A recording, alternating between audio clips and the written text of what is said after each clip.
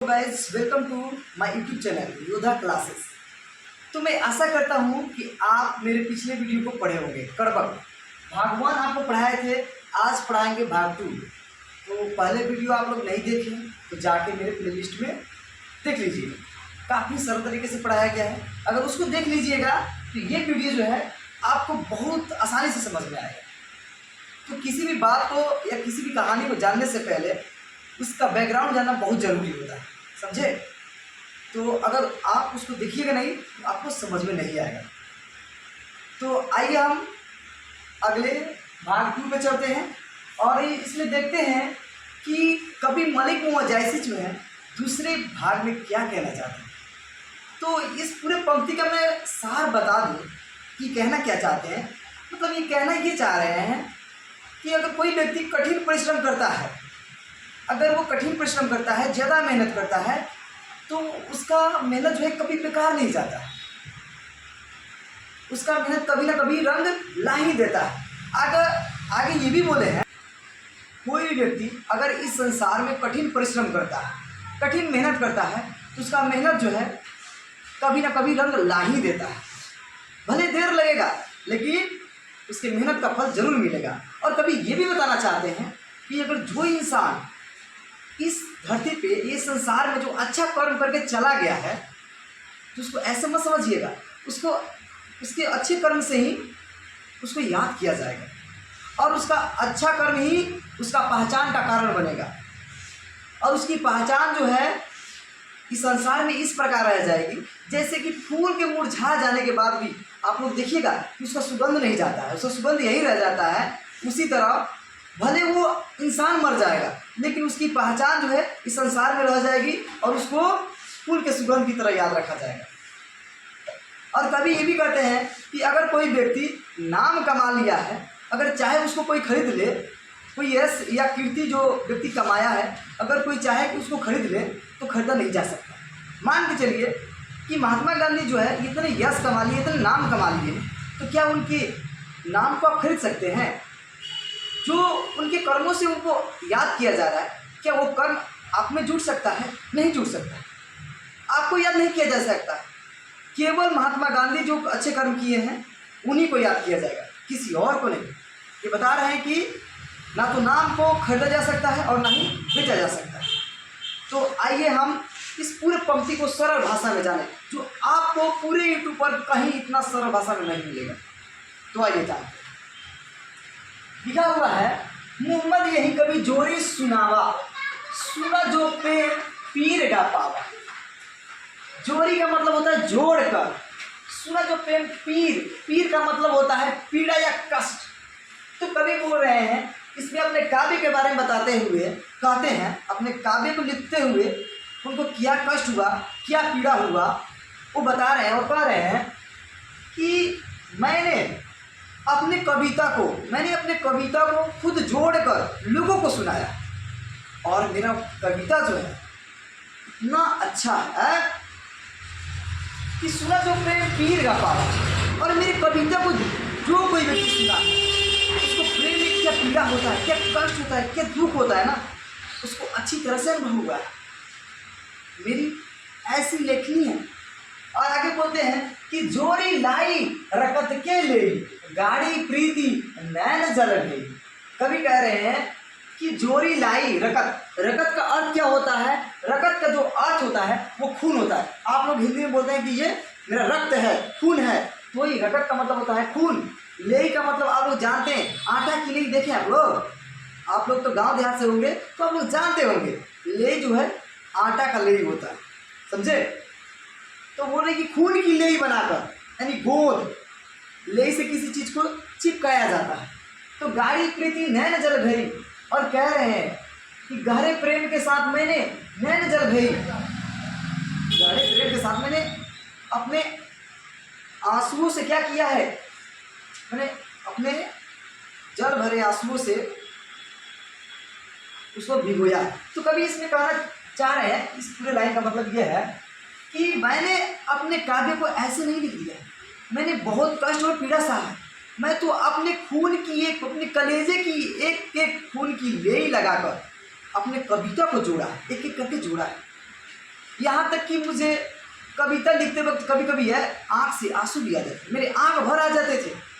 ये कवि बोल रहे हैं, लेकिन फिर भी कवि नहीं घबरा रहे हैं, फिर भी बोल रहे हैं क्या, देखिए आइए कि ओ मन जानी कवि ते असकीना, ओ मन जानी मैंने यह जानकर असकीना मको ये रहे जगत माँ चीना, जगत माँ चीना। तो कवि कह रहे हैं कि मैंने यह जानकर कविता मैंने लिखा कि ये संसार जो इस संसार में जितने भी व्यक्ति हैं वो नश्वर है, इंसान नश्वर है, उसको एक ना एक दिन क्या है मरना है, सबको एक ना एक दिन मरना है।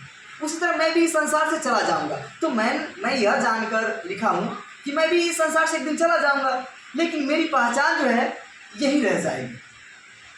मैंने जो कविता लिखा है ना, यही कविता मेरी पहचान रह जाएगी संसार में जिस दिन मैं चला जाऊंगा। आगे बोलते हैं, कहाँ सो रतन सेन अस राजा, कहाँ सुआ अस बुद्धि उपराजा। कहाँ सो रतन सेन, ना वो राजा रतन सेन है, कहाँ सु असी बुद्धि उपराजा, और ना ही वो बुद्धिमान क्या है सुआ है। कहाँ अलाउद्दीन सुल्तान, वो अलाउद्दीन खिलजी जिसने बहुत सारे क्षेत्रों को जीता है, आज वो भी नहीं रहा है। कहाँ राघव जय कीन बखानू, आज ना वो राघव चेतन भी नहीं है। कहाँ स्वरूप पद्मावती रानी, आज वो सुंदरता की बेमिसाल सुंदरता की रानी पद्मावती आज वो भी नहीं है। कहीं ना रहा जग रही कहानी, जग मिस होता है संसार। कभी बोल रहे हैं मैंने इसी तरह क्या अपने काव्य को लिखा है कि मैं इस संसार से चला जाऊंगा, सबको एक दिन क्या है मरना है, तो मैं इस संसार से चला जाऊंगा, तो मेरी कविता जो है क्या है यही पहचान रह जाएगी। और मैं बहुत सारे लोगों को सुना, बहुत सारे लोगों के बारे में सुना है जो अच्छे कर्म करके चले गए हैं, उनकी पहचान रह गई है। जैसे कि आपको बता दें, कभी बोल रहे हैं कि जैसे मैं आपको बता दें कि आज ना वो राजा रतन सेन है, ना वो बुद्धिमान सुआ है जो बोला करता था, ना वो अलाउद्दीन सुल्तान जो दिल्ली का सुल्तान था आज वो भी नहीं है जिसने बहुत सारे क्षेत्रों को जीता था, ना वो राघव चेतन है, कहाँ सु पद्मावती रानी, और ना ही वो सुंदरता की बेमिसाल सुंदरता की रानी वो पद्मावती रानी नहीं है। कोई नहीं रहा आज इस संसार में, कोई नहीं है, लेकिन उनकी कहानी जो है इस संसार में रह गई है। उनकी याद जो है इस संसार में क्या है कहानी बन के रह गई है। वैसे कभी कहे कि मैं भी इस संसार से चला जाऊंगा तो मेरी कहानी इसी तरह रह जाएगी, इन लोगों की तरह रह जाएगी। और आगे बोलते हैं कि जो व्यक्ति अच्छे कर्म कर लिए हैं वो क्या है, बोल रहे हैं कि धनी सो पुरुष जैसे कीर्ति जासु। पुरुष का मतलब होता है पुरुष, धनी का मतलब होता है धन्य। फूल मरे पर मरे ना बासु, फूल मर जाता है पर उसका सुगंध नहीं मरता है। तो कभी यहाँ पर बोल रहे हैं कि धनी सो पुरुष जैसे कीर्ति जासु, फूल मरे पर मरे ना बासु। कभी कह रहे हैं कि वो पुरुष धन्य है जो इस संसार में अच्छे कर्म को करके चला गया है, और उसका कर्म जो अच्छा कर्म जो है ना उसके अच्छे कर्म से ही याद किया जाएगा। ये नहीं कि वो अच्छा कर्म करके चला गया है तो उसको लोग भूल जाएंगे, नहीं, उसकी अच्छा कर्म और उसकी पहचान जो है इस संसार में इस प्रकार रह जाएगी जैसे कि फूल के मर जाने के बाद उसका सुगंध रह जाता है, वैसे ही उसकी पहचान रह जाएगी और उसको उसी तरह हमेशा के लिए याद किया जाएगा। भले वो इंसान क्यों ना मर जाए लेकिन उसकी पहचान जो है फूल की सुगंध की तरह रह जाएगी। आगे देखिए, ये बोल रहे हैं कि कई ना जगत जस बेचा, कई ना लीन जस मोल, यानी कई ना जगत जस बेचा। जस का मतलब क्या होता है, कीर्ति, नाम। कोई व्यक्ति अच्छा कर्म करके अपना नाम कमा लेता है, उसका नाम हो जाता है। वैसे ही ये बोल रहे हैं कि कई ना जगत जस बेचा। इस संसार में ना तो किसी ने यश को बेचा है और ना ही कई ना लीन जस मोल, और ना ही किसी ने खरीदा। कभी बोल रहे हैं कि संसार में ना तो किसी ने किसी के कमाए हुए नाम को खरीदा है और ना ही उसे बेचा है। नाम जो है ना वो खरीदने वाली चीज़ है और ना ही बेचने वाली चीज़ है।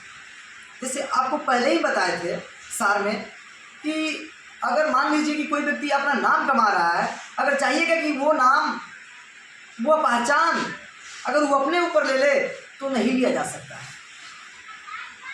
ठीक है, जो कमाएगा उसी का होगा, जो फसल को उपजाएगा वही उसका उपभोग भी करेगा। आगे बोल रहे हैं कि जो यह पढ़े कहानी हम सवेरे दुई बोल, कवि कह रहे हैं कि जो ये कहानी पढ़ेगा हम सवेरे ड्रिबोल, अरे भले मैं नहीं रहूँगा, लेकिन इस कहानी में इस कविता को जो भी कोई व्यक्ति पढ़ेगा ना, तो मुझे आशा नहीं बल्कि पूरा विश्वास है कि 2 या 2 शब्दों में मुझे तो अवश्य याद करेगा। तो अगर दोस्तों अगर ये वीडियो आपको अच्छा लगा होगा ना, तो आप कमेंट कीजिए। अगर आप लाइक और सब्सक्राइब करते हैं ना, तो मेरा उत्साह बढ़ेगा। अगर उत्साह बढ़ेगा तो इससे भी ऐसे ही आसान वीडियो जो है आपके पास जाता रहेगा और आपका एग्ज़ाम जो है काफ़ी आसान हो जाएगा।